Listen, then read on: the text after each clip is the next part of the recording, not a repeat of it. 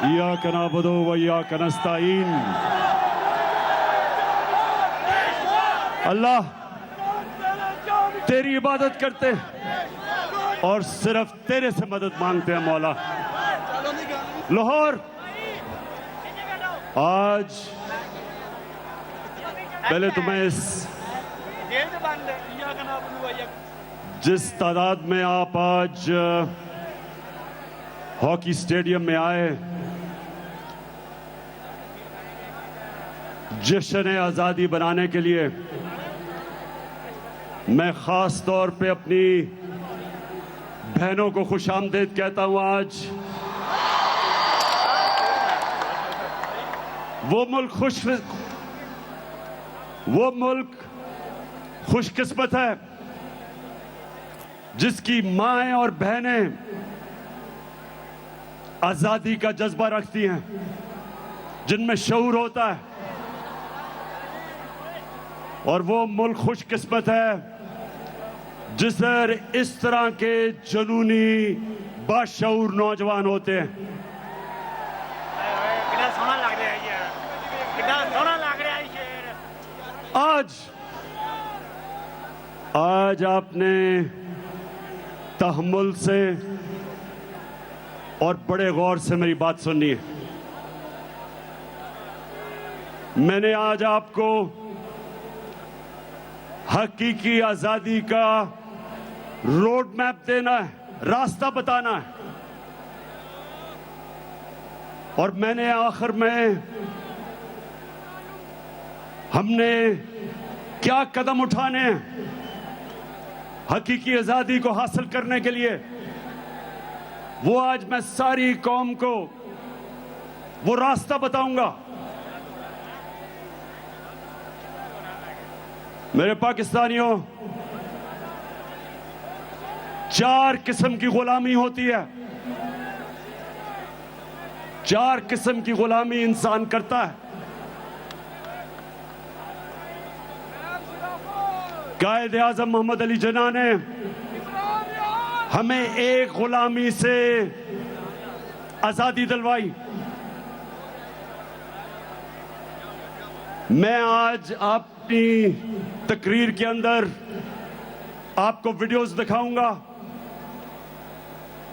ताकि आपको समझ आए, मैं अपने आप को बेहतर तरीके से आपको समझा सकूं कि मैं क्या कह रहा हूं। तो मैं सबसे पहले एक आपको छोटी सी कायद आजम की वीडियो सुनाना चाहता हूं, जो उन्होंने आज से 75 साल पहले कहा। तो मैं ये चाहता हूं कि उस वीडियो को चलाएं please. Muslims desire freedom more than anyone else because love for freedom, fraternity and liberty is the lifeblood of their existence. But freedom must mean freedom both from the British exploitation and Hindu domination. 100 millions of Muslims will never agree merely to a change of masters. तो पाकिस्तानियों, मैं अब उर्दू में बताता हूं कि हमारे कायद मोहम्मद अली जिन्ना ने क्या कहा। उन्होंने ये कहा कि हम अंग्रेज की गुलामी से निकल के हिंदुओं की गुलामी में नहीं जाना चाहते, हम एक आजाद मुल्क में रहना चाहते हैं। और उन्होंने बताया कि मुसलमान हमेशा आजादी के लिए जद्दोजहद करता है। क्योंकि मेरे पाकिस्तानियों, जब पाकिस्तान बन रहा था तो एक नारा था कि पाकिस्तान का मतलब क्या, और मेरा तेरा रिश्ता क्या। अब ला इलाहा इल्लल्लाह का मतलब, ये मेरी कौम ये गौर से सुन लो, क्योंकि मैं जो आगे आपको बताने जा रहा हूं, हमने कैसे मुकम्मल तौर पे हकीकी आजादी हासिल करनी है, ये याद रखें कि हम अल्लाह से जब कलमा पढ़ते हैं तो अपना अल्लाह से वादा करते हैं कि अल्लाह तेरे अलावा हम किसी के सामने नहीं झुकेंगे। इसको सब समझ जाओ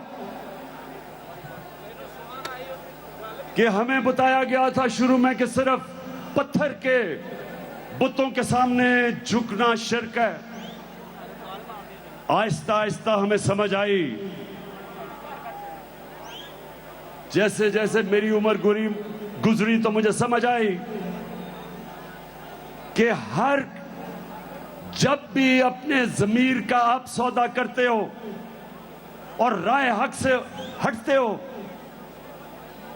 और किसी भी झूठे खुदा के सामने झुकते हो, पैसे के बुत और सबसे खतरनाक गुलामी का बुत खौफ का बुत है जो इंसान को गुलाम बना देता है। और कभी भी एक गुलाम कौम ऊपर नहीं आ सकती। गुलाम सिर्फ अच्छे गुलाम बनते हैं। इसलिए बड़ी जद्दोजहद के बाद, लाखों कुर्बानियों के बाद पाकिस्तान बना। मैं ज़मान पाक में बड़ा हो रहा था। लाहौर के लोगों सुनो, उस वक्त जो बॉर्डर क्रॉस करते हुए कत्लेआम हुई, हम बड़े होते हुए कितने लोगों को जानते थे जिनके सारे खानदान कत्ल हो गए, लाखों लोग मरे। हमारा घर नहर पे, ज़मान पाक पे, मेरी वालदा बताती हैं कि वो शाम को जब कभी नहर के ऊपर सैर करने जाती थी तो वहां इतने लोग बैठे होते थे जो हिंदुस्तान से आए और एक एक दुख भरी कहानी सुनाता था कि सारा का सारा खानदान कत्ल हो गया। एक दफा मेरी वालदा ने कहा कि बड़ी औरतें, 5-6 औरतें भागी भागी आ रही थी, उनसे पूछती हैं कि पाकिस्तान आ गया। मेरी वालदा ने कहा ये पाकिस्तान है। उधर ही बैठ गई और फिर उन्होंने बताया सारे उनके आदमियों को कत्ल कर दिया, जो उनकी नौजवान बेटियां थी उनको उन्होंने अगवा कर लिया, सिर्फ बेचारी वो औरतें बची। तो इस तरह की हमने कहानियां सुनी है। ये कुर्बानियों के बाद हमारा मुल्क आजाद हुआ था। और जो सबसे जुल्म गुलामी करती है, इंसान के इज्जत नफ्स को खत्म कर देती है, एक इंसान में एहसास कमतरी डाल देती है। हम जब बड़े हो रहे थे हमें याद है, यहां लाहौर जमखाना में हम जाते थे तो लाहौर जमखाना और पंजाब क्लब के लोग इस तरह रहते थे जैसे वो अंग्रेज हैं। क्लब के अंदर अंग्रेजी बोली जाती थी, सिर्फ बैरों के साथ उर्दू बोलते थे। और जब उर्दू बोलते थे तो वो बिलावल भुट्टो की तरह बोलते थे कि बारिश आटा है।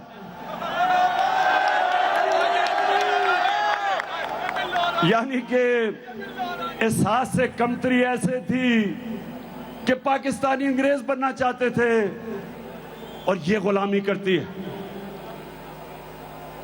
लाहौर के लोगों, जब मैं पहली दफा आज से 50 साल पहले इंग्लैंड में क्रिकेट खेलने गया तो मैं तो सिर्फ 18 साल का था। तो मुझे अभी भी याद है, मेरे सीनियर प्लेयर मुझे कहते, ये कानों ने सुना कि इमरान सोचो भी ना कि हम अंग्रेज को हरा सकते हैं। अगर इज्जत से हार के वापस आ गए तो बहुत बड़ी कामयाबी होगी। एहसास कमतरी थी। जीते हुए मैच हम हार जाते थे क्योंकि हमारे अंदर खुद एतमादी नहीं थी कि हम जीत सकते हैं। 70 की दिहाई में अच्छी भली अच्छी टीमें थी, कोई मैच नहीं जीतती थी। बड़े बड़े मैच जब आते थे एहसास कमतरी की वजह से घबरा के हार जाते थे, और जब 80 की दिहाई में कमजोर टीमें थी, लेकिन क्योंकि ज़हनी तौर पे हम आजाद हो गए थे,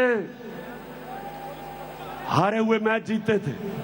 यही पाकिस्तान का हाल है कि वो गुलामी से जो एहसास कमतरी थी उससे हम निकले नहीं। तो पहली गुलामी से तो कायदे आजम ने हमें आजाद किया, और इंशाअल्लाह आज हम उसका पूरा जश्न बनाएंगे। 12 बजे हम 14 अगस्त को उसका शानदार इस्तकबाल करेंगे, सब मिलके पाकिस्तान का तराना गाएंगे। लेकिन 3 और किस्म की गुलामियां, 3 और किस्म की गुलामी है, और मैं चाहता हूं ये गौर से सुने, क्योंकि आखिर में मैं आपको बताऊंगा कि हमने अपने हकीकी आजादी की तरफ कैसे जाना है। जो दूसरी किस्म की गुलामी है वो ज़हनी गुलामी, और वो मैं जब अपनी सारी कौम को मदीना की रियासत का बताता हूं तो मेरे नबी सल्लल्लाहु अलैहि वसल्लम ने मदीना के रियासत में उन लोगों, उन अरबों का जो हैसियत ही कोई नहीं थी, 2 सुपर पावर्स थी मगरिब में और मशरिक में, Byzantine Roman empire, Persian empire. उन्होंने क्या किया, गौर से सुनो मेरे नौजवानों, कि उन्होंने उन लोगों को दुनिया की इमामत करवा दी। 10 साल 622 और 632 जब मेरे नबी सल्लल्लाहु अलैहि वसल्लम दुनिया से गए, वो ही अरब जिनकी हैसियत नहीं थी दुनिया की इमामत की, तो वो क्या किया उन्होंने? अब ये गौर से सुने क्या किया। 2 काम किए, क्योंकि ये लोग, हमारे लोगों को गलतफहमी है कि तलवार से इस्लाम फैला। 10 सालों के अंदर 622 और 632 के बीच में सिर्फ 13 से 1400 लोग मरे जंगों में। फिर से सुन लें, 10 सालों में दोनों तरफ सारी जंगों में 1300 से 1400 लोग मरे, लेकिन सारे अरब में इस्लाम फैल गया। वो तलवार से इनकलाब नहीं आया था, वो फिक्री इनकलाब था, ज़हनों के अंदर इनकलाब आया था। और वो मैं चाहता हूं दूसरी चीज कि आप समझें कि हमने कैसे अपनी नबी की सीरत के ऊपर चलते हुए इस मुल्क के नौजवानों को ज़हनी तौर पे आजाद करना है। 2 चीजें की उन्होंने। सबसे पहले उन्होंने तालीम के ऊपर जोर दिया।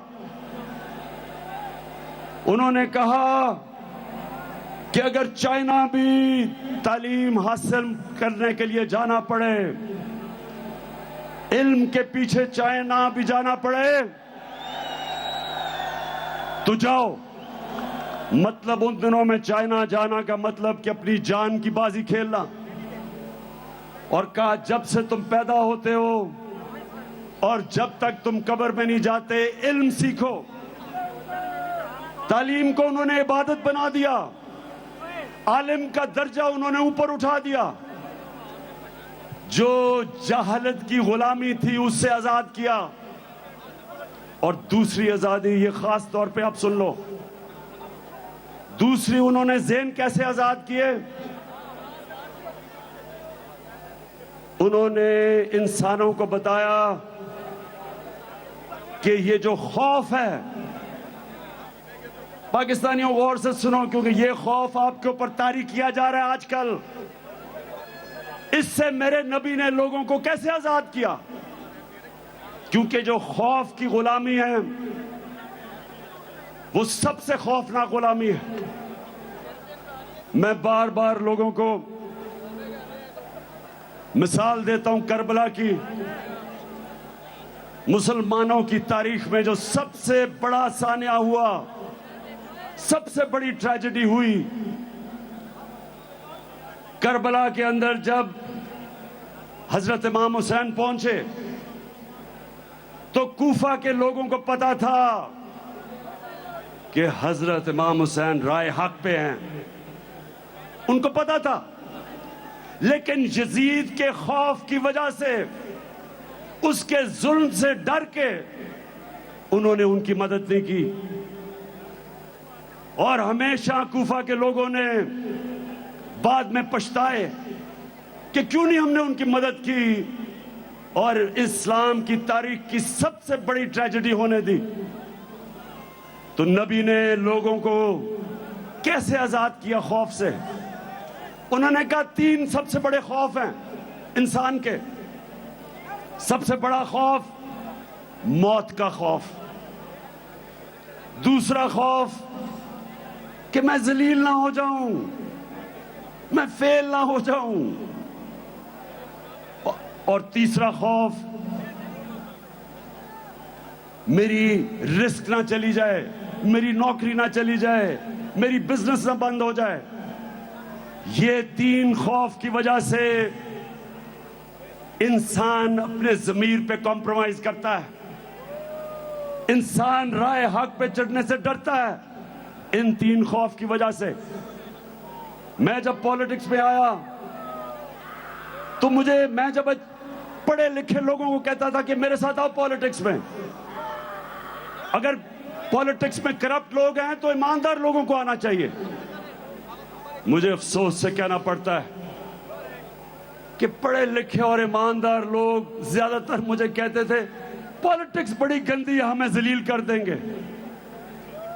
मैं आज भी लोगों को कहता हूं, ये जो मेरे घटिया मुखालिफ 26 साल से मेरे किरदार कुशी कर रहे हैं, 26 साल से मेरे ऊपर इन्होंने हर किस्म का किताबें मेरे ऊपर गंदी लिखवाई, हर किस्म के मेरे ऊपर उन्होंने बदनाम करने की कोशिश की। लेकिन अल्लाह की शान देखो, आज अब किस तादाद में आए हुए हैं और मुझे हौसला अफजाई कर रहे हैं।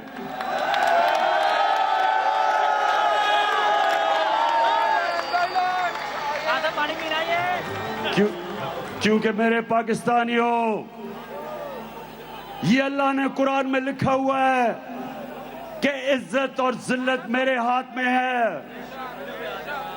नहीं तो अमीर लोग, पैसे वाले लोग इज्जत खरीद सकते हैं, लेकिन इज्जत नहीं खरीद सकते। और नहीं तो कमजोर और गरीब जलील होते, ऐसा नहीं है। और जिंदगी मौत, यह भी मैं आज आप सबको बता दूं कि आज तक किसी ने कोई बड़ा काम नहीं किया जो मौत से डरता है। कोई फौजी ने आज तक बड़े तगमे नहीं लिए जो मौत के खौफ के ऊपर काबू नहीं पाता। पहला आदमी जो माउंट एवरेस्ट पे चढ़ा था, सबसे ऊंचा पहाड़ दुनिया में, एडमंड हिलरी, उससे पहले जितनों ने भी कोशिश की थी माउंट एवरेस्ट पे चढ़ने की, या वो मर गए थे और या फेल हो गए थे। तो जब वो पहला आदमी माउंट एवरेस्ट पे चढ़ा, उसने अपने मौत के खौफ के ऊपर काबू पाया। और ये मदीना की रियासत में मेरे नबी ने किया, इंसानों को आजाद कर दिया, मौत का खौफ चला गया। पैसे की लालच वो चलेगी क्योंकि रिस्क तो अल्लाह के हाथ में। और उनको ये पता चल गया कि कोई इंसान हमें जलील नहीं कर सकता, मेहनत हम करेंगे, ऊपर वाला दिलों के राज जानता है। और उसके ऊपर ईमान रख के वो लोग, आजाद लोग उनकी परवाज, जिस तरह अल्लाह कुरान में कहता कि जब इंसान एसपी साहब, सबसे अजीम मखलूक अल्लाह की, एसपी साहब आई लव यू। इंसान फरिश्तों से भी ऊपर चला जाता है, लेकिन जब गिरता है जानवरों से भी नीचे चला जाता है। तो हमारे हाथ में अब पाकिस्तानियों ये ज़हनी आजादी की तहरीक कि हमें पहले इत्मीनान होना चाहिए कि हम नबी सल्लल्लाहु अलैहि वसल्लम की उम्मत है, दुनिया के सबसे अजीम लीडर की उम्मत है। हमें ये जमीन में चूंटियों की तरह रेंगने की जरूरत नहीं। हम हाथ फैला के दुनिया के सामने क्यों फिरते हैं? हम वो कौम है, पाकिस्तान वो कौम है जो 27वीं रमजान पे पाकिस्तान बना था। अल्लाह ने इस मुल्क को हर किस्म की नेमत दी है, लेकिन कोई भी कौम जो गुलाम होती है, गुलाम ज़हनियत की, वो कभी उसकी परवाज ऊपर नहीं होती। तो दूसरी चीज कि हमने अपने बच्चों को नबी सल्लल्लाहु अलैहि वसल्लम की सीरत पढ़ानी है। मैं जब प्राइम मिनिस्टर था, मैंने रहमतुल लिल आलमीन अथॉरिटी बनाई, बड़े बड़े स्कॉलर्स को उसमें बिठाया। उस अथॉरिटी का मकसद यह था कि कॉलेजेस और स्कूलों में हमारे नबी सल्लल्लाहु अलैहि वसल्लम की जिंदगी हमारे बच्चों को बताएं, ताकि उनके कैरेक्टर मजबूत हों, ताकि वो ज़हनी तौर पे आजाद हों। और सबसे बड़ी चीज ये कि वो मगरबी तहजीब के गुलाम ना बन जाएं। जब तक उनको अपनी तारीख का, अपने दीन का नहीं पता चलेगा, तो मगरबी तहजीब इतनी इस वक्त छाई हुई है कि हमारे बच्चे उनकी गुलामी करेंगे। और तीसरी गुलामी जिससे हमने आजाद होना है, अब ये मेरे पाकिस्तानियों गौर से सुनो। देखें, पहले तो मैं आप सबको एक बात बता दूं कि मैं कभी भी किसी मुल्क के खिलाफ नहीं हूं, मैं किसी मुल्क का एंटी नहीं हूं। मुझे कहते हैं जी आप एंटी अमेरिकन हैं, मैं एंटी अमेरिकन नहीं हूं। अमेरिका में सबसे ताकतवर पाकिस्तानी कम्युनिटी है जो पाकिस्तानी अमेरिकन कम्युनिटी है। यह ताकतवर कम्युनिटी है। हम क्यों एक मुल्क के एंटी हों जिधर सबसे पैसे वाले हुनरमंद प्रोफेशनल्स पाकिस्तानी बैठे हुए हैं। और दूसरी चीज कि अमेरिका को पाकिस्तान सबसे ज्यादा अपनी चीजें एक्सपोर्ट करती है, हमारी सबसे ज्यादा एक्सपोर्ट्स अमेरिका को है। तो मैं बिल्कुल एंटी अमेरिकन नहीं हूं। मैं अमेरिका से दोस्ती चाहता हूं, लेकिन पाकिस्तानियों मैं गुलामी नहीं चाहता।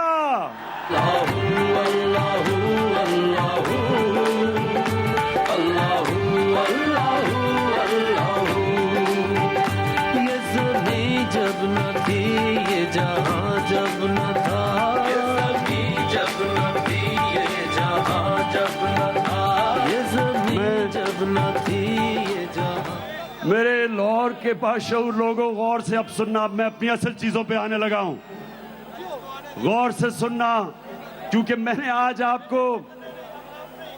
आपको मैंने अपने हकीकी आजादी का रोड मैप देना है।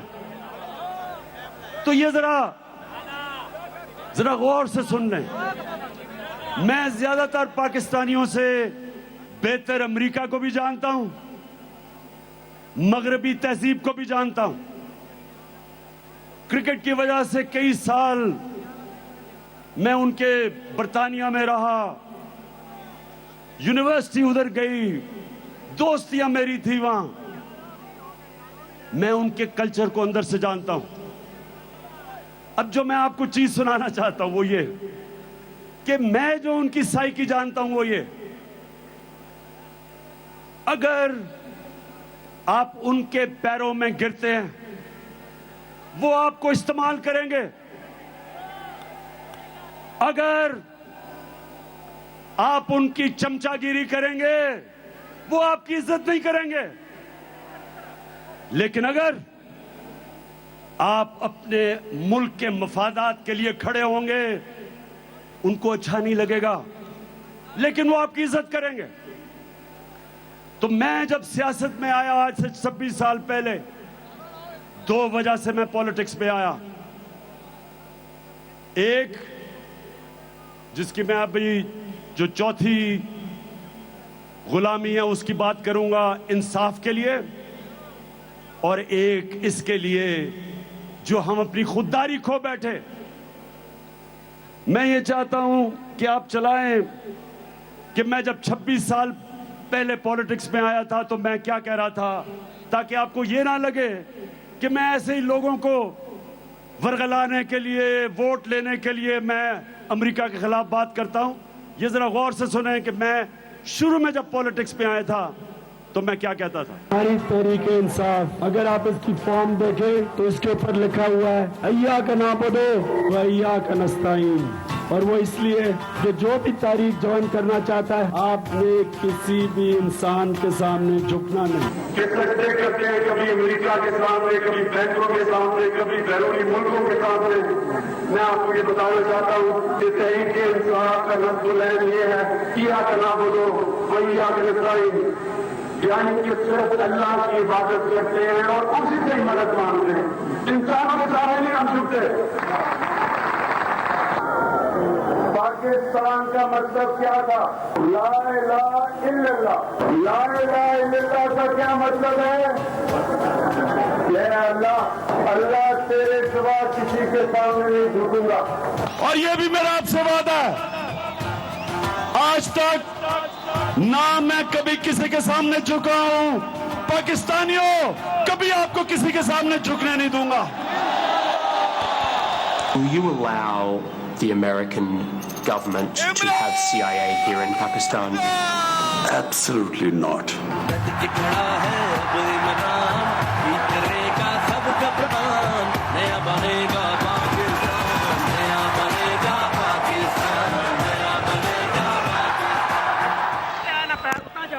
मैं ये मेरे पाकिस्तानियों ये आपको इसलिए बता रहा हूं कि मैं वो पाकिस्तानी था जिसको अल्लाह ने सबसे ज्यादा शोहरत दी। पैसा मेरी जिंदगी के मुताबिक बहुत था, मुझे क्या जरूरत पड़ी थी कि अगर मैं जाती मफादात के लिए पॉलिटिक्स में आता, कि जिस इंसान को अल्लाह ने सब दिया था उसको क्या जरूरत पड़ी थी कि 26 साल अपनी जिंदगी के पॉलिटिक्स में गुजारे और इन गंदे लोगों के साथ मथा लगाए।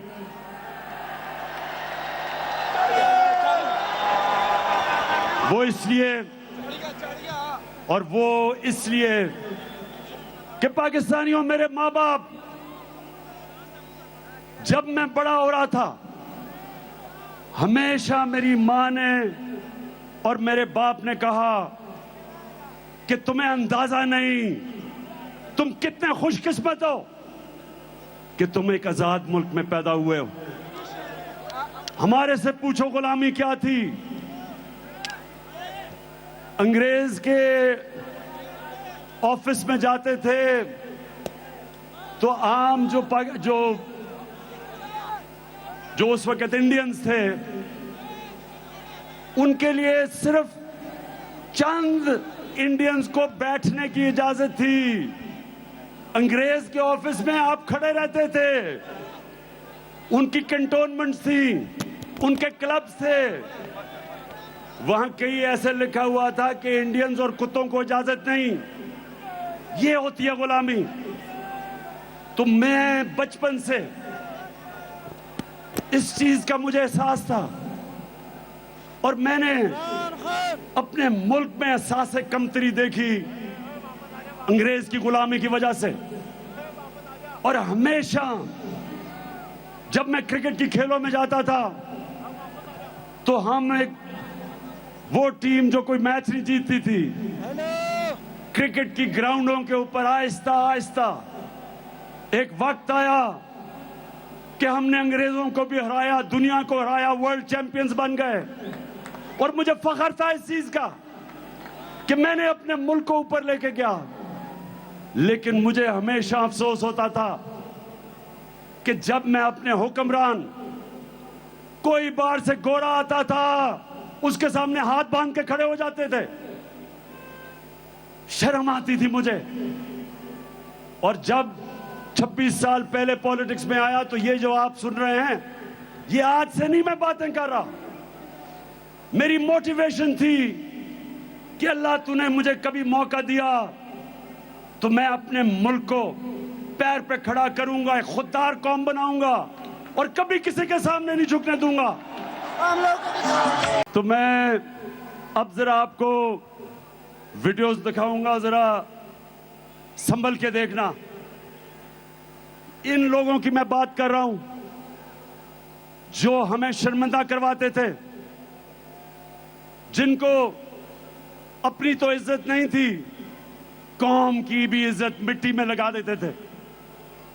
तो सबसे पहले हमारा डिफेंस मिनिस्टर और फॉरेन मिनिस्टर, वो जरा अमेरिका के मुतालिक क्या कह रहा है, जरा दिखाओ। अमेरिका जो है अगर जो है वो चाहे तो इस वक्त पाकिस्तान के लिए इतनी माशी जो है डिफिकल्टीज क्रिएट कर सकता है कि मैं समझता हूँ कि हो सकता है हम जो हमारा ऑयल बिल जो है अदा करने के लिए हमारे पास पैसे ना रहे। ऑलरेडी जो माशी हालात जो है हमारे इंतहाई मखदूश हैं। ये सारे वेंटिलेटर जो है ना, ये लगे हुए हैं अमेरिका की मर्जी से लगे हुए हैं। अमेरिका चाहे तो ये सारे के सारे जो हमें जो इस वक्त ड्रिप्स लगी हुई हैं या वेंटिलेटर लगे हैं, पाकिस्तानियों, ये डिफेंस मिनिस्टर, फॉरेन मिनिस्टर ये कह रहा है कि अमेरिका ने हमें वेंटिलेटर पर रखा हुआ है, जब चाहे वो खींच दे और हम मर जाएंगे।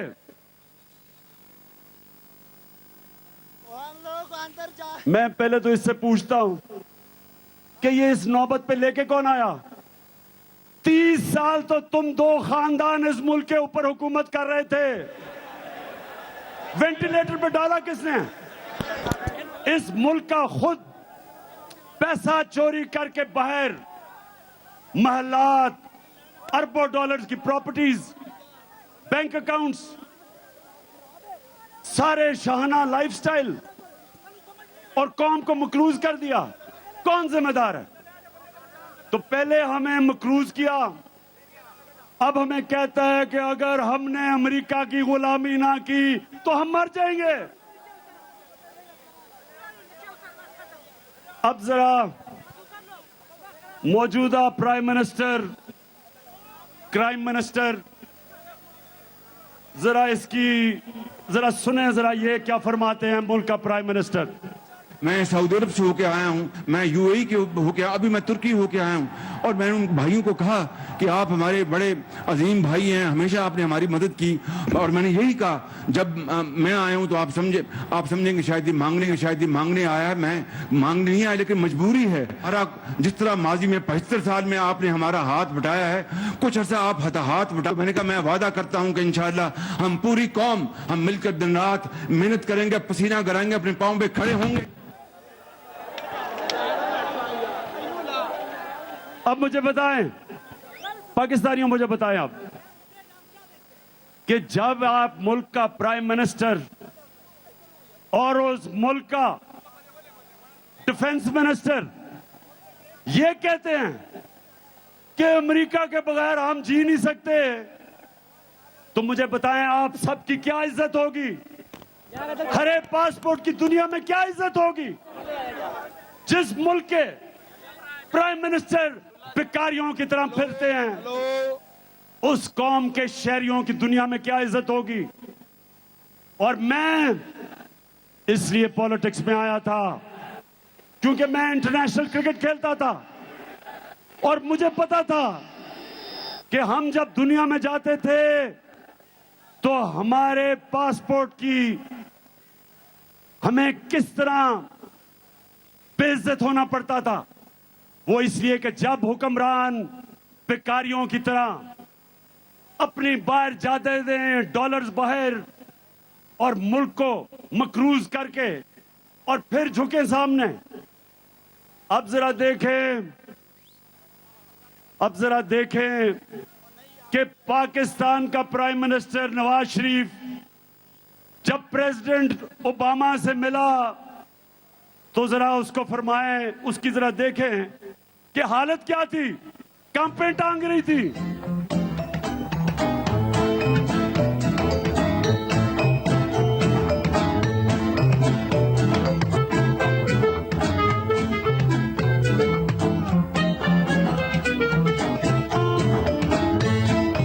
Thank you once again and look forward to welcoming you and Mr. Obama and Mrs. Obama in Pakistan. And Keema and Dal is great. इतना घबराया हुआ था कि थैंक यू भी पढ़ के करना पड़ा, कहीं गलती ना हो जाए, आका नाराज ना हो जाए। तो पाकिस्तानियों, अब जरा मैं सिर्फ एक और आपको वीडियो दिखाना चाहता हूं, फिर से आप ये गलत फहमी में ना हो कि मैं आज ये बातें कर रहा हूं। ये मैं जब से पॉलिटिक्स में हूं ये बातें कर रहा हूं मेहर का। ये जरा देखें ग्राउंड रियलिटी के ऊपर, what do you think will happen? Mehar, ground reality, अगर आप ग्राउंड रियलिटी पे चलना है तो चुप करके गुलाम बन जाते हैं। अंग्रेजों से क्यों इतनी कोशिश की थी आजादी लेने के लिए? वो बेहतर, उससे कम से कम गवर्नेंस सिस्टम इससे बेहतर था, हालात तो बेहतर थे, ट्रेनें चलती थी, यूनिवर्सिटीज बेहतर थी, तालीमी निजाम बेहतर था, लॉ एंड ऑर्डर बेहतर था, करप्शन नहीं थी। तो ये आजादी लेने की हमें फिर जरूरत क्या थी? फिर जमीनी काय करके हाथ खड़े करके कहें जी आपके हम गुलाम है, जो करना कर लें। आप फैसला कर ले, फिर क्या कहना है? या तो आप फैसला करें कि आप एक आजाद मुल्क की तरह रहना चाहते हैं, खुददार मुल्क, एक बाइज्जत मुल्क, या ये बेशर्मी की तरह जिल्लत उठानी पड़ती है, वहां से हर दूसरे दिन गोरा आगे झाड़ा देके चला जाता है और डूम और करके जाता है कि और अपने लोगों को मारो। ये कोई जिंदगी है? मैं आपको ये बता दूं कि अगर आप इस जिंदगी से मुतमईन है तो आप हो। मैं ये जमीनी इकाई कबूल नहीं करता।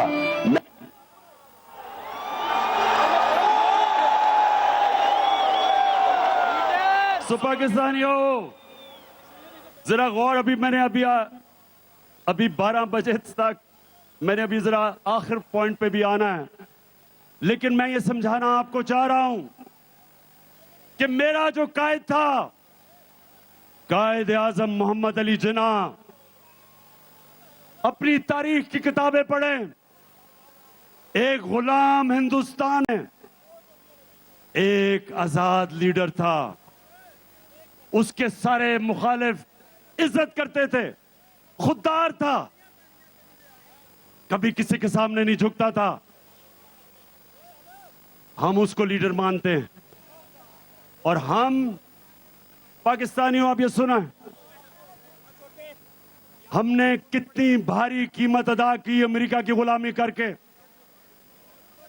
मैं फिर से आज आपको कहता हूं कि मैं अमेरिका से दोस्ती कर रहा था, लेकिन मैं गुलामी करने के लिए तैयार नहीं था। मैंने प्रेसिडेंट ट्रंप से भाई बात सुनो, मेरे ताल्लुकात ठीक थे, क्योंकि वो वापस इज्जत देता था। जब मैं वॉशिंगटन गया, अपनी पाकिस्तानी कम्युनिटी अमेरिकन से पूछे कि जिस तरह का उसने प्रोटोकॉल मुझे दिया, कितने और पाकिस्तानी प्राइम मिनिस्टर्स को दिया पहले, क्योंकि वो इज्जत करते हैं उनकी, जो अपनी इज्जत करवाते हैं। मैं जिधर उनसे मुखालफत करता हूं वो ये कि उन्होंने धमकी दी जनरल मुशर्रफ को और कहा कि पाकिस्तान को अमेरिका की जंग में अगर शामिल ना किया, आपने शिरकत ना की, तो पाकिस्तान को वो तबाह कर देंगे। बदकिस्मती से हमारा लीडर उस वक्त जनरल मुशर्रफ घुटने टेक गया और पाकिस्तानी कौम ने बाहरी कुर्बानी अदा की उसके लिए। जो अमेरिका में दहशतगर्दी हुई थी, न्यूयॉर्क में 2500 अमेरिकन मरा था, उनकी जंग में शिरकत करके 80,000 पाकिस्तानी कुर्बान हुआ। दुनिया की तारीख में पहली दफा गुलामी की यह इंतहा थी कि जंग उनकी लड़ रहे हैं, हमारे फौजी कुर्बानियां दे रहे हैं, हमारे शहरी कुर्बानियां दे रहे हैं, और हमारे ऊपर 400 ड्रोन अटैक किए अमेरिका ने। ड्रोन अटैक का मतलब कि देहातों में जाके बमबारी करके लोग मारते थे। कौन सा मुल्क इजाजत देता है कि कोई और मुल्क फैसला करे कौन सा पाकिस्तान में दहशतगर्द है और आके उसको मार दे? हमारा दहशतगर्द अल्ताफ हुसैन 30 साल से बैठा हुआ है बरतानिया में, हजारों लोग मरवाए उसने। क्या बरतानिया पाकिस्तान को इजाजत देगा कि हम अल्ताफ हुसैन के ऊपर ड्रोन अटैक करें? वो नहीं करेंगे। वो कहेंगे ये हमारे कानून के खिलाफ है, अदालत में जाके साबित करो कि वो दहशतगर्द है। तो हमारे मुल्क में आप फैसला करके जिसको मर्जी 400 ड्रोन अटैक किए। एक मदरसे के ऊपर ड्रोन अटैक करके 60 बच्चों को मार दिया और यहां चूहे बैठे हुए थे। किसी की जरूरत नहीं थी अमेरिका को कहे कि तुम जुल्म कर रहे हो।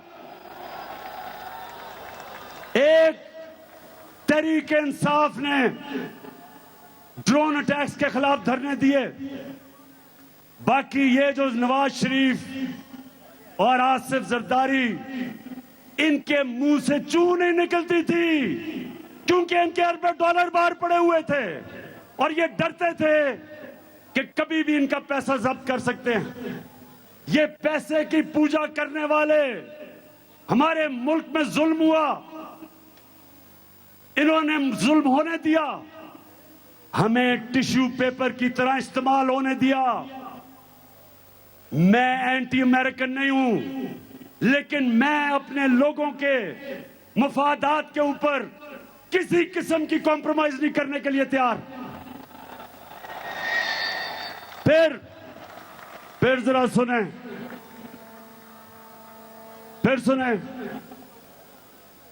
हमें हमारे एम्बेसडर असद मजीद वॉशिंगटन में, पाकिस्तानी एम्बेसडर, उसको मिलने आता है एक अमरीकी अंडर सेक्रेटरी ऑफ स्टेट, उसका नाम था डोनाल्ड लू।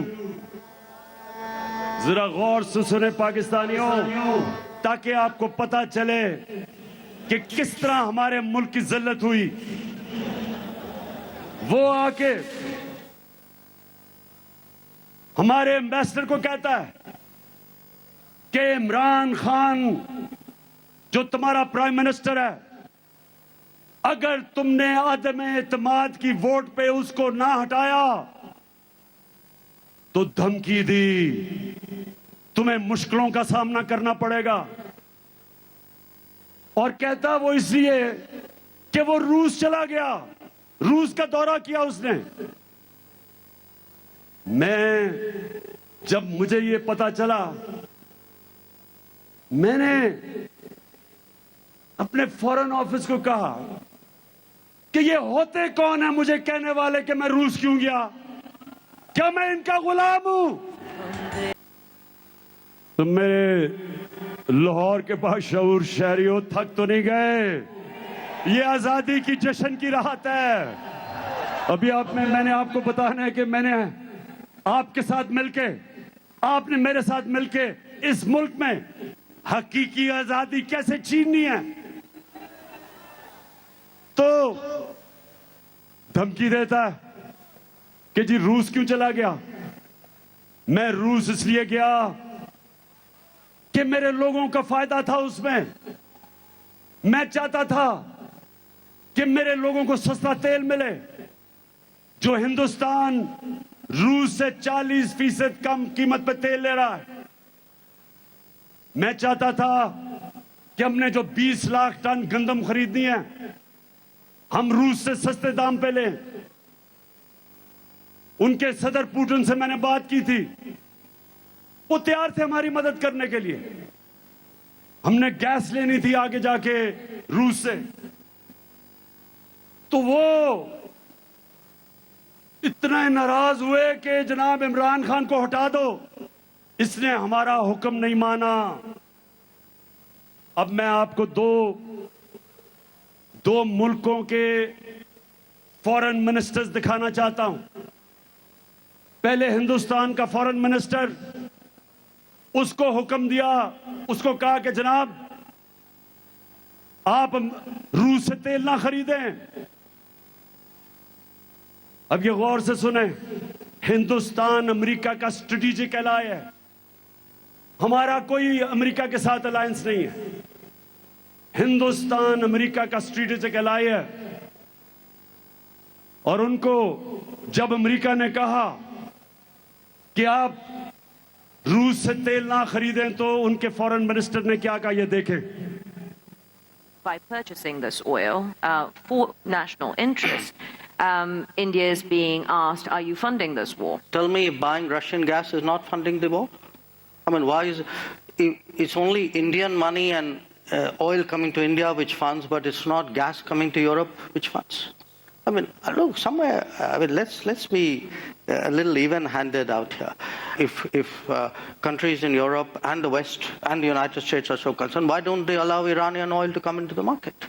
Why don't they allow Venezuelan oil to come into the market? I mean, they've squeezed every other source of oil we have. And then say, okay, guys, you must not go into the market and get the best deal for your people. सुना? मैं जिनको समझ नहीं आए मैं समझाऊं। ये foreign minister को उन्होंने कहा कि रूस से तेल ना खरीदो। उसने आगे से कहा, तुम कौन होते हो मैं कहने वाले? यूरोप खरीद रहे तेल उनसे। हमारे लोगों की जरूरत है, हम खरीदेंगे। ये होता है आजाद मुल्क। हमारे जब इनको ये जो इंपोर्टेड हुकूमत ये जब आई, तो हमने उनसे बात कर ली थी रूसियों से सस्ता तेल खरीदने की, लेकिन इनकी हिम्मत नहीं थी। यहां तेल की, पेट्रोल डीजल की कीमत आसमानों पे, जुर्रत नहीं थी कि कहें जी हमारे लोगों के लिए महंगाई है, गुर्बत की लकीर के नीचे जा रहे हैं लोग। और अब साउथ अफ्रीका को सुने कि साउथ अफ्रीका को अमेरिका का, ये सुन लें, अमेरिका का फॉरेन मिनिस्टर बैठा हुआ है, उसके सामने साउथ अफ्रीका की फॉरेन मिनिस्टर क्या कहती है? When we believe in freedom, as I'm saying, it's freedom for everybody. You can't say because Africa is doing this, you will then be punished by the United States. So that's been a disappointing passage of legislation by one house, and we hope the other house will not agree to such offensive legislation. And one thing I definitely dislike is being told either you choose this or else. I definitely will not be bullied in that way. No. सुन लिया? उनकी foreign minister कहती कि हमें ना dictation दो कि हम क्या कर सकते हैं क्या नहीं कर सकते। तो अगर वो हिंदुस्तान जो हमारे साथ आजाद हुआ था, उनमें इतनी खुददारी है कि वो अपने लोगों के मफादात के मुताबिक अपनी फॉरेन पॉलिसी बनाते हैं, तो ये हमारे कौन आ गए हैं कि जो उनके पैरों में लेटे हुए हैं? कहते हैं हम वेंटिलेटर पे हैं, वो अगला कहता है बेगर्स आर नॉट चूजर्स। तो मैं आज पाकिस्तानियों इस गुलामी के खिलाफ हूं। मैं आज वाज़ेह कर दूं कि मैं इस कौम को कभी कभी किसी की गुलामी नहीं करने दूंगा। मैं अपनी कौम को इकट्ठा करूंगा। हम बहैसियत कौम मिलके अपने कर्जे उतारेंगे। हम बहैसियत कौम मिलके अपने पैर पे खड़े होंगे, मुश्किल वक्त गुजारेंगे। आजादी आसानी से नहीं मिलती। आजादी की जद्दोजहद में कुर्बानियां देनी पड़ती हैं। मुझे पता है कि मेरी कौम तैयार है कुर्बानियों के लिए, मुझे पता है। लेकिन ऊपर वो बैठे हुए हैं जो पैसे के गुलाम हैं, और हकीकी आजादी की जद्दोजहद तब तक जारी रहेगी जब इस हुकूमत, इंपोर्टेड हुकूमत को, इस इंपोर्टेड हुकूमत को हम फारग नहीं करते और इलेक्शन नहीं करवाते। हम मिलके इस मुल्क में जद्दोजहद करेंगे। और अब चौथी गुलामी, अब मेरे पाकिस्तानियों ये गौर से सुने, ये जो आखिरी गुलामी जिसके लिए हमने हकीकी की जंग लड़नी है, हकीकी आजादी की, ये सबसे ज्यादा एक माशरे में तबाही मचाती है। और वो क्या है? नबी सल्लल्लाहु अलैहि वसल्लम ने मदीना की रियासत में एक तो ज़हनी तौर पे लोगों को आजाद किया, और दूसरा उन्होंने अदल और इंसाफ दे के इंसानों को आजाद किया। जानवरों की बस्तियों में और इंसानों की बस्तियों में क्या फर्क है? जानवरों की बस्तियों के अंदर जो ताकतवर है वो जो मर्जी करे, कमजोर अपनी जान बचा के फिरता है, कमजोर की कोई अहमियत नहीं, उसके कोई हुकूक नहीं, वो छुपता फिरता है, और ताकतवर जो मर्जी करना चाहे कर सकता है। इसको कहते हैं जंगल का कानून। इंसानी माशरा इंसाफ पे बनता है। इंसाफ का क्या मतलब है? कि कमजोर को ताकतवर से कानून तहफ़्फ़ुज़ देता है, जिसको अंग्रेजी में रूल ऑफ लॉ कहते हैं, जिसको हम कानून की हुक्मरानी कहते हैं। इसके बगैर एक माशरे में लोग आजाद नहीं हो सकते। अब देहातों में निकल जाएं, बेचारा कमजोर आदमी वो फंसा हुआ है थाने कचहरी की सियासत में, उसको हर किस्म की, वो हर जगह जाके उसके मुश्किल। ताकतवर कानून तोड़े, चोरी करे, डाके मारे, उसके पास वसाइल होते हैं, उसको इंसाफ का निजाम नहीं पकड़ सकता। नबी सल्लल्लाहु अलैहि वसल्लम ने मदीना में इंसाफ दे के इंसानों को आजाद किया। हजरत अली रजी अल्लाह ताला एक यहूदी शहरी से केस हार जाते हैं, खलीफा वक्त होते हैं, क्योंकि काजी उनके बेटी की गवाही नहीं कबूल करता। आप सोचें कि वो क्या इंसाफ का निजाम होगा कि आम शहरी वक्फ के हुक्मरान से केस जीत सकता है, और वो भी एक अकलियत, वो मुल्क के हुक्मरान से केस जीत सकती है। ये था इंसाफ का निजाम, और वो इंसाफ के निजाम की वजह से लोग आजाद हो गए। एक बड़ा फेमस वाकया, एक शहजादा तवाफ कर रहा था खाना काबा की, एक गुलाम का पैर आ गया उसके चोगे के ऊपर, उसने उसको मारा। गुलाम ने जाके नबी सल्लल्लाहु अलैहि वसल्लम को बताया कि मेरे से गलती से पैर आ गया और इसने मुझे मारा। नबी सल्लल्लाहु अलैहि वसल्लम ने शहजादे को बुलाया और गुलाम को कहा कि वापस मारो इसको। किसी को इजाजत नहीं, कोई कानून के ऊपर नहीं। मेरे पाकिस्तानियों, इस तरह वो आजाद हुए थे, इस तरह वो माशरा, दुनिया में आजाद लोगों का माशरा ऊपर उठ गया था। हमारे मुल्क में जब तक हम लोगों को उनके हकूक नहीं देंगे, कमजोर को ताकतवर से तहफ़्फ़ुज़ नहीं देंगे, हम लोगों को आजाद नहीं कर सकते। ये बदतरीन गुलामी है। हिंदुस्तान की तारीख, जो ऊपर से आता था, जो भी अटैक करता था हिंदुस्तान को, वो सीधा पहुंचता था पानीपत, जिधर जाके जंग लड़ी जाती थी पानीपत की। क्यों? क्योंकि लोग मुकाबला करने के लिए तैयार नहीं थे, क्योंकि वो गुलाम थे। सिर्फ आजाद माशरे अपनी आजादी के लिए लड़ते हैं। तो मेरे पाकिस्तानियों, मैं अब आपको एक वीडियो दिखाने लगा हूं कि हमारा पुरअमन एहतजाज था 25 मई को। उसमें हमारे साथ पुलिस ने क्या किया? हमारा हक था पुरअमन एहतजाज करने का। ये 3 दफा हमारे दौर में 3 दफा धरने दिए गए। 2 दफा फजलुर रहमान ने, 1 दफा कांपे टांगनी बिलावल ने, 2 दफा डीजल ने, 1 दफा कांपे टांगने वाली ने। हमने ना कोई रास्ते में रुकावट की, ना कोई मुश्किलें की, ना कोई एफआईआर रजिस्टर की। जरा आप दिखाएं कि 25 को हमारे साथ क्या हुआ।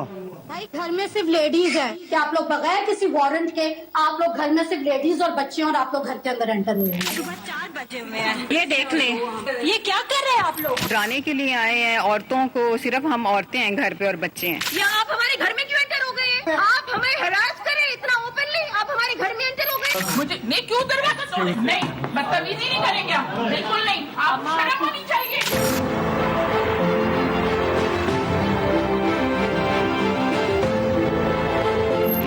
तो नहीं है कि 40 के 40 मर्द और गुंडों की तरह घरों के अंदर दरवाजे टाप के गेट तोड़ के अंदर घुस गए हैं। हम पे बदतमीजी की है, तशद्दुद किया है, इतना मुझे मारा, इतने बुरे तरीके से मेरी बेटी को थप्पड़ मारा है। पुलिस वैन में डाले में आए हैं 8 बंदे और वो मेरे गेट के ऊपर से एक तो चढ़ के पार हुआ है, फिर उन्होंने डाला मारा, मेरा गेट तोड़ दिया।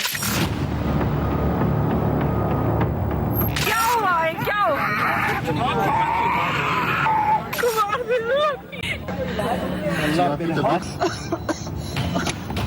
यार उसको सांस नहीं आ रहे। पानी पिए आंटी, पानी पिए, ये ठीक हो जाएगा। पानी पिए आंटी।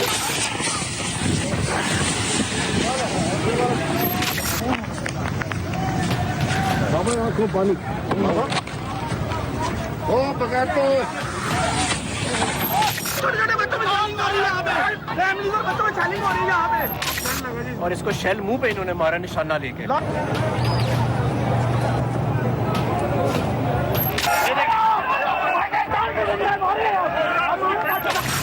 गिर जाएगी भाई, गिर जाएगी।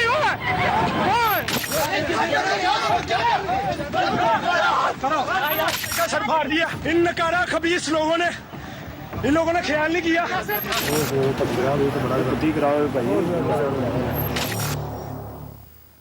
अच्छा, अब ये जो अभी आपने देखा, एक पुरअमन एहतजाज जमहूरियत के अंदर, पहले हुकूमत गिराई, पुरअमन एहतजाज किया और इस तरह का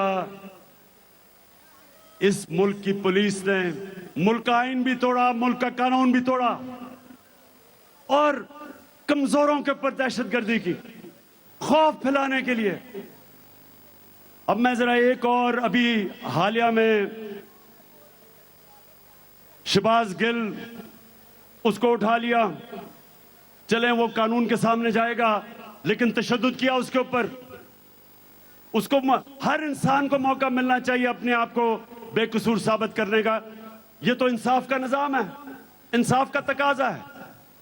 उसको तशद्दुद किया, लेकिन सबसे खौफनाक चीज, उसके ड्राइवर की बीवी को उठा लिया और उसकी 10 महीने की बेटी। ये जरा आप देखें।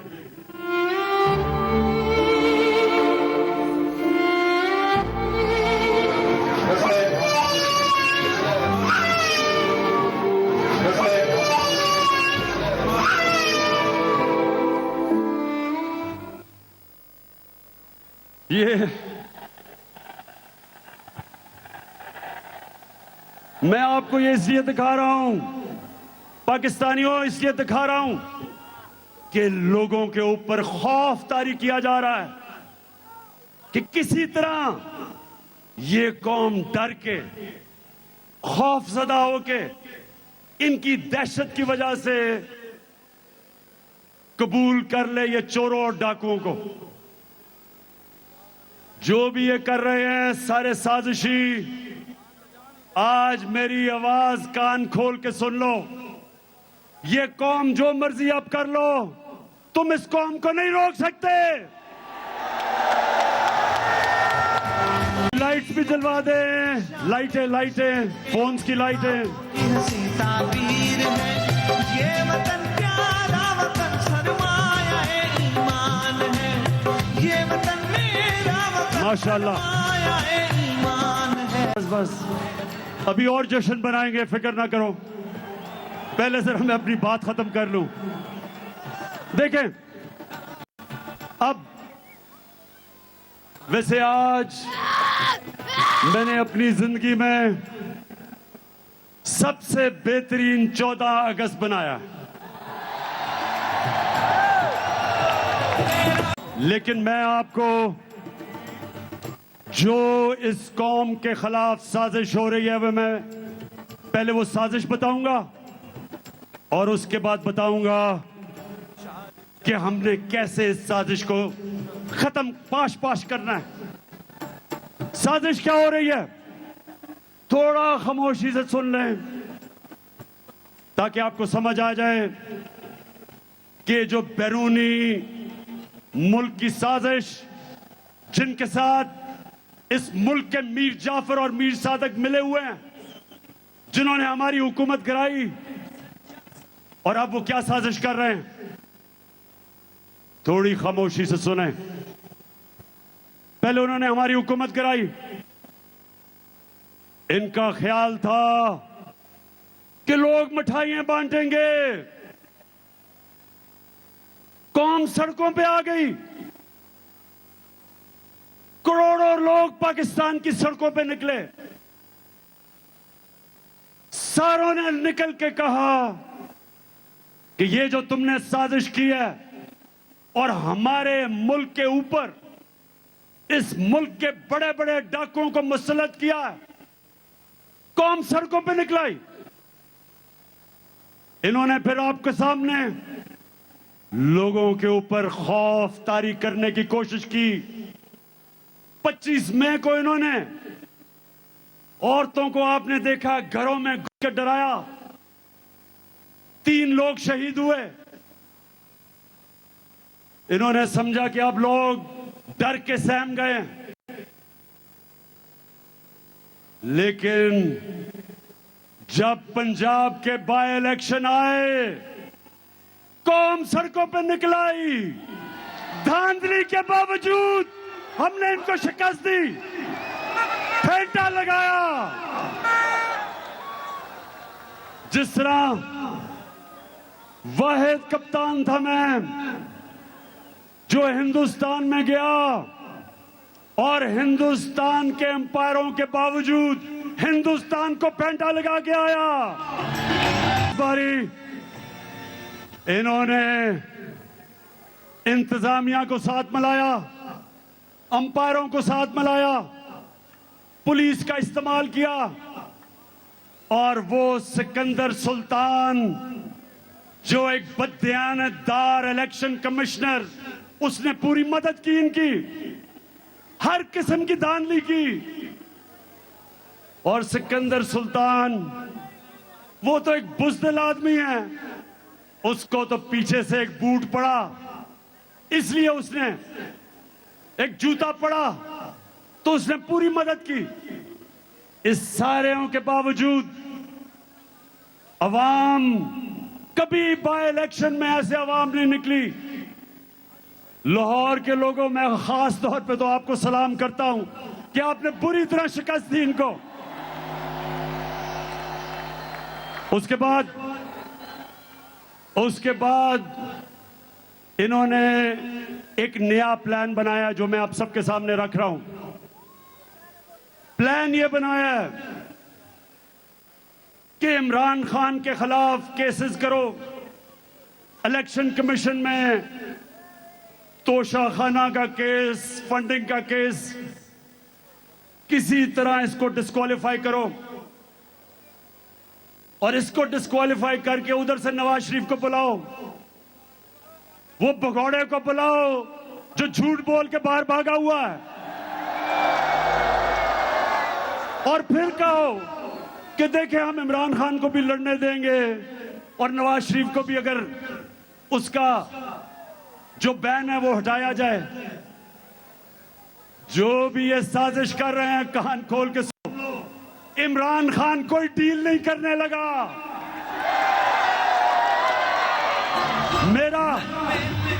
मेरा मुकाबला इस डाकू से ना करो। ये 30 साल से पैसे चोरी कर रहा है। मैं सिर्फ आपको एक छोटी सी वीडियो जरा एंजॉय करेंगे। वीडियो ये जरा गौर से सुने। ये आज से 12 साल पहले, आज से 10 साल पहले, ये देखें जरा वीडियो।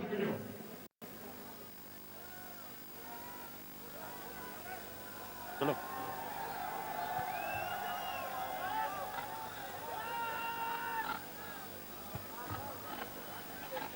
हाँ, मरियम की तला दो। हाँ ये लो। ये वाली नहीं, मुझे पता है आप पावर इन इस्लामाबाद। बस ये पुरानी वीडियो वो चलाओ ना, वो जो एवन फील्ड अपार्टमेंट की वीडियो है, जरा सुने तो देखे सही। इनकम इतनी है कि आपको भी प्रॉपर्टी आप ले सकते हैं। कि आपने मे फेयर के अंदर जो आपकी 4 अपार्टमेंट्स हैं उनकी 1 अरब से ज्यादा, 1 अरब रुपए से ज्यादा उनकी कीमत है। अब 4.5 अरब तक पहुंच गई है उनकी कीमत। आपने अपनी जो टैक्स में टोटल आमदनी बताई है 94 में 1.5 लाख रुपए है। मुझे ये बताएं कि आपने अरबों रुपए की मे फेयर में प्रॉपर्टी खरीदी कैसे? ये था 10 साल पहले, आज से 10 साल पहले। ये अब उसका जवाब आता है। सलमान शहबाज शरीफ का बेटा जो मफरूर हुआ है, वो इसका जवाब देता है। बात ये है कि जिन अरबों रुपए की मे फेयर की प्रॉपर्टीज की ये बात कर रहे हैं, ये तो पहले पता नहीं है। बताएं कौन सी प्रॉपर्टीज है, लाएं, दिखाएं, उसका कोई प्रूफ लाएं। ये कह रहा है, अब ये सुनते रहें, जरा मैं चाह रहा हूं गौर से देखें। 2012 में मैं कह रहा हूं कि इनकी प्रॉपर्टीज हैं। सलमान शहबाज शरीफ का वो बेटा जो किकबैक स्पेशलिस्ट है, वो आके कहता है कि कौन सी प्रॉपर्टीज। अब मरियम बीबी को सुने। कि इस तरह मुझे लगा कि आप लोगों को बेवकूफ नहीं बना सकते। मेरी सेंट्रल लंदन में प्रॉपर्टीज तो दूर की बात है, मेरी पाकिस्तान में भी कोई प्रॉपर्टी नहीं है। मैं अपने वालिद के साथ है और मुझे समझ नहीं आई कि मेरी और मेरी वालिदा की और बहन भाइयों की प्रॉपर्टीज ये कहाँ से निकाल के ले आए। अब ये सुन लिया आपने कि किधर से प्रॉपर्टीज निकाल ली। मेरी तो लंदन छोड़े, पाकिस्तान में भी कोई प्रॉपर्टी नहीं। अब देखें, सुने सुने सुने सुने नौजवानों सुनो। एक हदीस है कि शैतान इंसान के गुनाह दुनिया में नशर कर देता है। सुन ले, शैतान इंसान के गुनाह के दुनिया में इसलिए नशर कर देता है क्योंकि अल्लाह अल्लाह हक है। अब जरा आगे चलो पैनमा का। नवाज शरीफ, मरियम नवाज, हसन नवाज और हुसैन नवाज के बैरून मुल्क खुफिया असासों का इंकशाफ। पनामा लीक्स ने बैरून मुल्क खुफिया दौलत का भांडा फोड़ दिया। सुन लिया, पनामा में बैनुल अक़वामी इंकशाफ होता है और जिन्होंने छुपाए होते हैं अपने असासे, वो सारे सामने आ जाते हैं। तो जब ये सामने आते हैं तो नवाज शरीफ के बेटे हुसैन शरीफ क्या कहते हैं, ये जरा सुने। मैं इस बात को तस्लीम करता हूँ कि अल्हम्दुलिल्लाह पाक लेन के ऊपर जो अपार्टमेंट्स हैं वो अल्हम्दुलिल्लाह हमारे हैं। मैं इस बात को तस्लीम करता हूँ कि उनको ऑफशोर कंपनीज नेस्कॉल लिमिटेड और नीलसन लिमिटेड जो है उनको ओन करती हैं। और मैं आपको ये भी अर्ज करता हूँ उनको होल्ड कर रही है इस वक्त मरियम नवाज शरीफ, मेरी हमशीरा जो है। शुक्रिया शुक्रिया, ऐ अल्लाह तेरा शुक्र है, अल हक है, तू सच का खुदा है। तो सबके सामने क्या चीजें आई कि यहां के प्राइम मिनिस्टर ने आपका पैसा चोरी करके लंदन में अरबों रुपए की प्रॉपर्टीज ली और वो बाहर इंकशाफ में सामने आ गई। और ये कह रहे हैं कि वो आदमी जो 30 साल से मुल्क के पैसे चोरी करके बाहर लेके जा रहा है, वो कह रहे हैं कि इमरान खान को और उसको एक ही तराजू में खड़ा कर दो। मैं तो 20 साल बाहर कमाई की, सारे पैसे बैंकिंग चैनल से सब कुछ बेच के, सारा मेरा जीना मरना पाकिस्तान में है। और मुझे कह रहे हैं कि उसके साथ मुआवजा करेंगे। तो साजिश पहली ये कि नवाज शरीफ को लाने की कोशिश है। सितंबर की आखिर में नवाज शरीफ, फिक्र ना करो, तुम्हारा मैं बहुत अच्छी तरह इस्तकबाल करूंगा।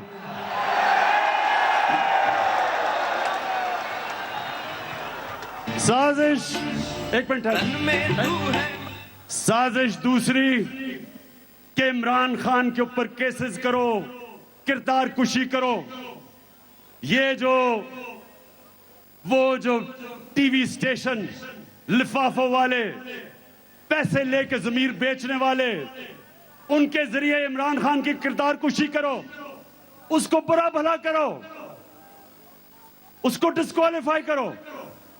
और फिर वो टीवी चैनल जो इमरान खान का मौकफ पेश करती हैं, उनको बंद करो। ARY को बंद करो। ARY को किस लिए बंद किया भाई? ARY का क्या कसूर था?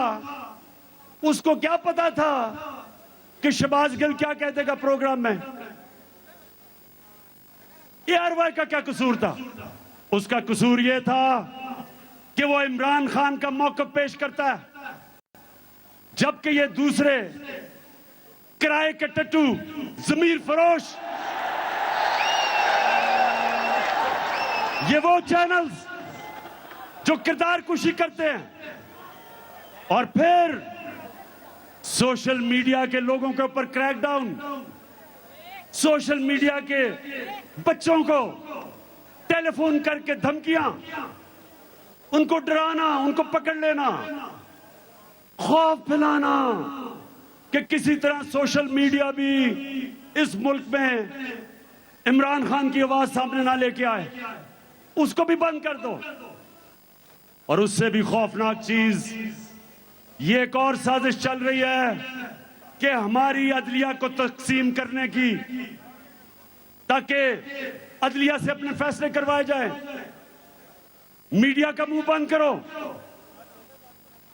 अदालतों को तकसीम करो, मुल्क में खौफ फैलाओ, इमरान खान की आवाज बंद करो, और फिर इन चोरों को, डाकुओं को हमारे ऊपर मुसल्लत करो जो बैरूनी एजेंडा है। और इससे एक और बहुत खौफनाक गेम चल रही है कि इमरान खान और फौज के बीच में, तहरीक इंसाफ और फौज के बीच में आपस में लड़ाई करवाई जाए, आमना सामना करवाया जाए।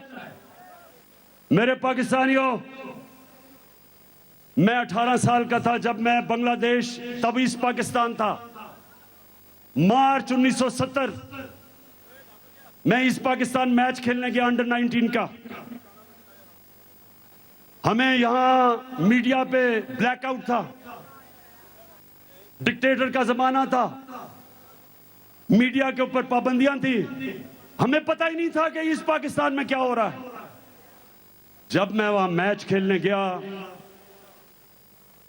तो मेरा चाचे का बेटा ब्रिगेडियर शफीक उसके पास में ठहरा। वो पहली दफा उसने मुझे बताया कि हो क्या रहा है, कि अवाम यानी कि वो जमात जो बांग्लादेश की, बल्कि पाकिस्तान की सबसे बड़ी जमात थी, उसके खिलाफ मिलिट्री एक्शन हो रहा था, शुरू हो रहा था। और सारे पाकिस्तानी सुन लो, इतना बड़ा जुल्म हुआ जो हमारा मुल्क टूटा।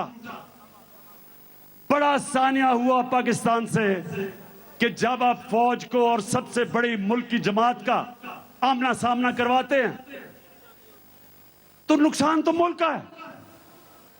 आज फिर वो साजिश हो रही है, हर किस्म का प्रोपेगेंडा किया जा रहा है कि जनाब इमरान खान तो शोहदा के खिलाफ, उनके खिलाफ बात कर रहा है। शर्म करो, इमरान खान वो पाकिस्तानी है जो गुलामी की, अगर गुलामी हो वो मौत उसके लिए बेहतर है। अगर मुझे ये हो कि गुलामी या मौत, मुझे मौत पसंद है। ये कैसे हो सकता है कि एक मुल्क की मैं फौज को कमजोर होने दूंगा? ये कैसे हो सकता है कि मैं चाहूंगा कि मेरे मुल्क की फौज कमजोर हो? क्योंकि अगर पाकिस्तान की फौज कमजोर होती है, यहां इतनी बैरूनी साजिशें हैं, मैं बार बार कह बैठा हूं कि मुल्क के 3 टुकड़े करना चाहते हैं वो। इसलिए इमरान खान कभी नहीं चाहेगा कि उसकी फौज कमजोर हो। वो चाहेगा कि उसकी फौज एक मजबूत इदारा हो। अब मैं आपको बताऊं, अब मैं ये चाहता हूं कि जो लोग आज इख्तिदार में बैठे हैं, जरा मैं आप सबके सामने दिखाना चाहता हूं कि इन्होंने पाकिस्तान की फौज के मुतल्लिक क्या कहा है। देखें जरा। जय कमर जावेद बाजवा साहब, आपने हमारी अच्छी भली चलती हुकूमत को रुखसत कर जजों से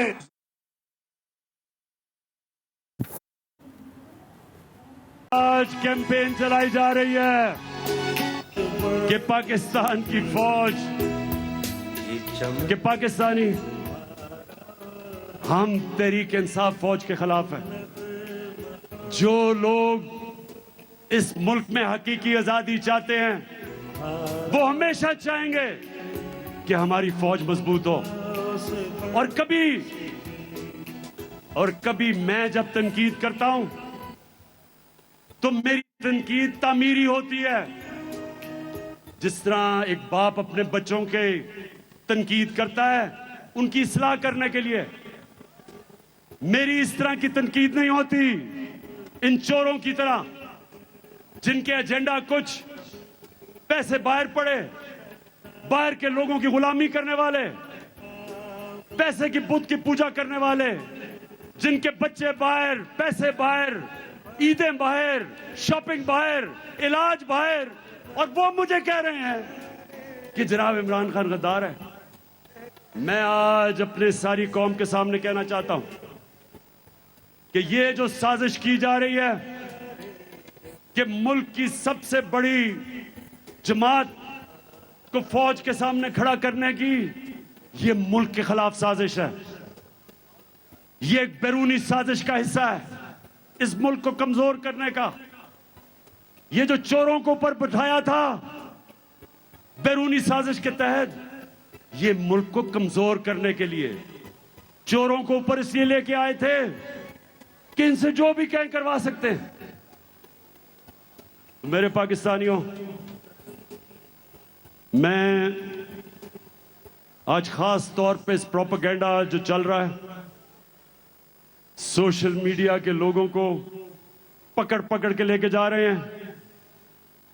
एक बच्चे के बाप को पकड़ा हुआ है, उसे कह रहे हैं कि स्टेटमेंट दो कि इमरान खान ने हमें कहा था फौज के खिलाफ बयान देना। ये हो रहा है आज। तो मैं आज आपके सामने ऐलान करना चाहता हूं कि मेरा आज अगला लाएअमल क्या है। सबसे पहले मैंने फैसला किया अब कि अपनी आवाम में निकलने का। मैं अपने लोगों के पास जाऊंगा,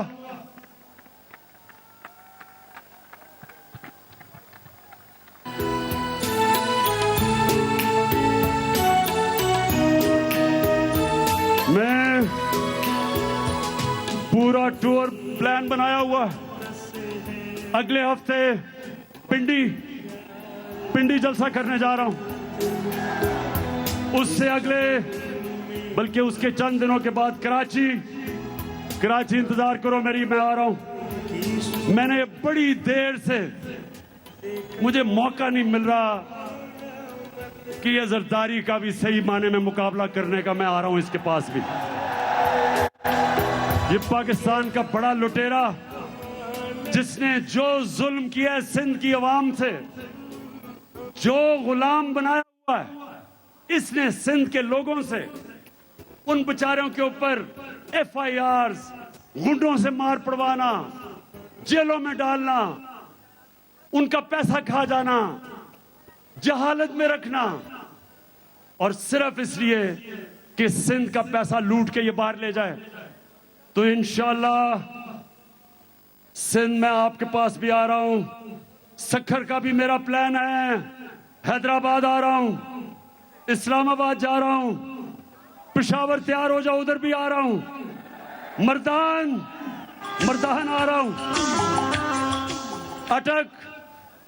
अटक का मेरा प्लान है, उस एबटाबाद, उसके बाद मुल्तान, फिर भावलपुर, फिर सरगोदा, झेलम, गुजरात, फैसलाबाद और गुजरांवाला, और आखिर में कोयटा। आपको भी नहीं मैं भूला, उधर भी आ रहा हूं मैं।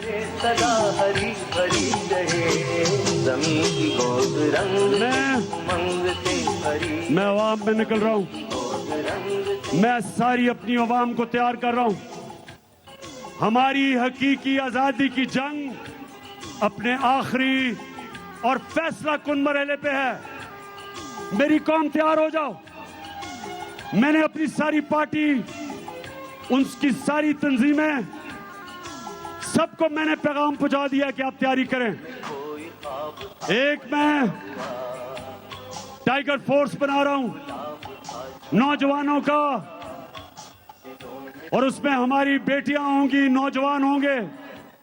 जिस तरह तहरीक पाकिस्तान में मेरी वालदा और उनकी जनरेशन ने तहरीक पाकिस्तान में जिस तरह वो घर घर निकली, मैं आज अपनी सारी कौम को कह रहा हूं कि हमारी बेटियां, हमारे नौजवान तैयार हो जाओ। आपने घर घर जाना है। मेरी हकीकी आजादी का पैगाम घर घर लोगों के पास लेके जाना है। आपने लोगों को बताना है कि किसी चीज से आपने नहीं खौफजदा होना। ये आपको डराने की कोशिश करेंगे, जिस तरह इन्होंने 25 मई को की। ये हर किस्म का खौफ आप में पैदा करेंगे। जब तक आपका कप्तान खौफजदा नहीं, तो आपको किसी से डर है? खुदा करे, खुदा करे, खुदा करे, खुदा करे सदा हरी भरी रहे। ज़मीं की गोद रंग से, उमंग से भरी रहे। ज़मीं की गोद रंग से। तो फिर से आखिर में, अच्छा मैं पाकिस्तानियों सुनो आखिरी मेरी बात।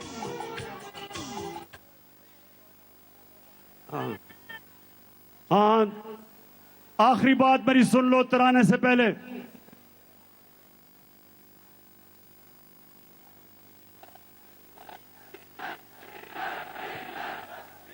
बता हुआ नजर में गुलाब था छुपा हुआ। आपको मुझे ये बताएं, डीजल बार बार आपको क्यों याद आ जाता है?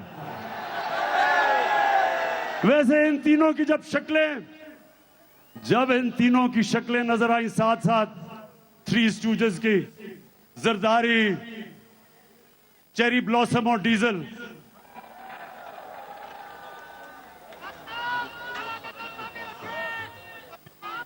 सुन ले एक चीज मैं चाहता हूं आपसे। एक मिनट सुनिए, एक मिनट।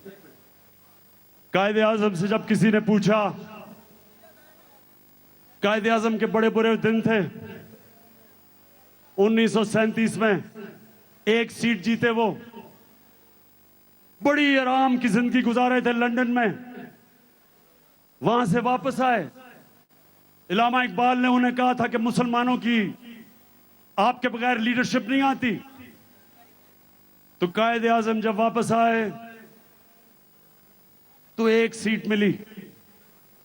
उनका लंदन से एक दोस्त मिलने आया, कहता आप इतनी आशी की आराम की जिंदगी गुजार रहे थे, तो क्या आपको अफसोस नहीं हुआ कि सब छोड़ के और इधर आए और देखें इतना बुरा रिजल्ट है? तो पाकिस्तानियों ये गौर से सुने, जो कायदे आजम ने जवाब दिया, ये गौर से सुने। उन्हें अपने दोस्त को कहा कि मैं सिर्फ एक चीज चाहता हूं, जब मैं अपने अल्लाह के पास जाऊंगा, मैं सिर्फ अपने अल्लाह से एक चीज सुनना चाहता हूं। और उन्होंने अंग्रेजी में यह कहा कि मैं अल्लाह से यह सुनना चाहता हूं कि अल्लाह मुझे कहे कि वेल डन मिस्टर जुना, यू ट्राइड योर बेस्ट। जिना साहब कि शाबाश जिना, तुमने अपनी कौम के लिए पूरी कोशिश की। तो मैं जब अपने अल्लाह के पास जाऊंगा, मैं उससे एक चीज सुनना चाहता हूं। मैं सिर्फ उससे एक चीज सुनना चाहता हूं कि मेरा अल्लाह मुझे यह कहे कि शाबाश इमरान, सुने सुने सुने, कि तुमने हमारे नबी सल्लल्लाहु अलैहि वसल्लम की उम्मत को ला इलाहा इल्लल्लाह का मतलब समझा दिया।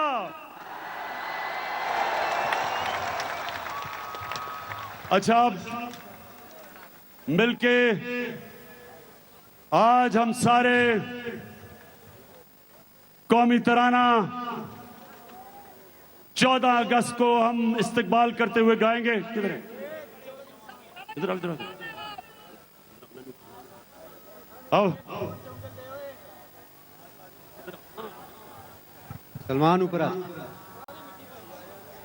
पाक सरज़मीन शाद बाद,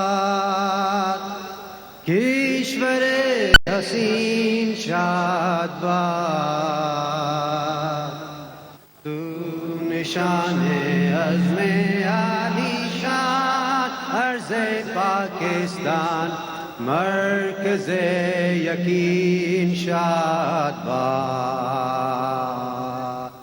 पाक सरज़मीन का निज़ाम, क़ुव्वते अख़ुव्वते अवाम, क़ौम मुल्क सल्तनत आइंदा ताबिंदाबाद, शाद बाद मंज़िले मुराद, परचमे सितारा हिलाल,